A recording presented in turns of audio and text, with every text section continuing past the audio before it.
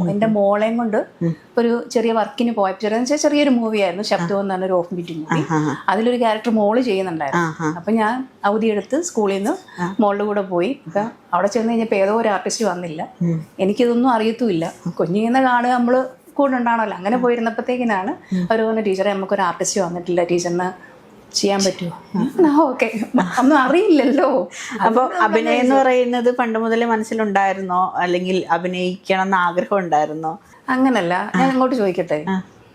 നമ്മൾ കുഞ്ഞിൽ ഈ മൂവി കാണാൻ എന്ന് തുടങ്ങുന്നോ, നമ്മളത് തിരിച്ചറിയാൻ തുടങ്ങുമ്പോഴേ നമ്മുടെ ഉള്ളിൽ അത് കാണുന്ന എല്ലാവരുടെയും മനസ്സിലുണ്ട്, എനിക്ക് അവിടെ പോയി നിൽക്കണം, ആ സ്ക്രീനിൽ ഞാൻ വരണം എന്ന് തോന്നാറില്ലേ? ആ ഒരു ആഗ്രഹം എൻ്റെ മനസ്സിലുണ്ടായിരുന്നു. പക്ഷെ എൻ്റെ വീട് ഭയങ്കര ഓർത്തഡോക്സ് ഒരു ഫാമിലിയാണ്. വലിയ സപ്പോർട്ടൊന്നും അങ്ങനെ ചെയ്യില്ല എന്നാണ് ഞാൻ വിചാരിച്ചേ. പക്ഷെ ഞാനിത് വന്നു കഴിഞ്ഞപ്പോൾ എൻ്റെ പപ്പയ്ക്ക് ഭയങ്കര സന്തോഷമായിരുന്നു. അതുപോലെ തന്നെ ഹസ്ബൻഡിൻ്റെ ഫാമിലി ആണെങ്കിലും ഭയങ്കരമായിട്ട് എന്നെ സപ്പോർട്ട് ചെയ്തതാണ്.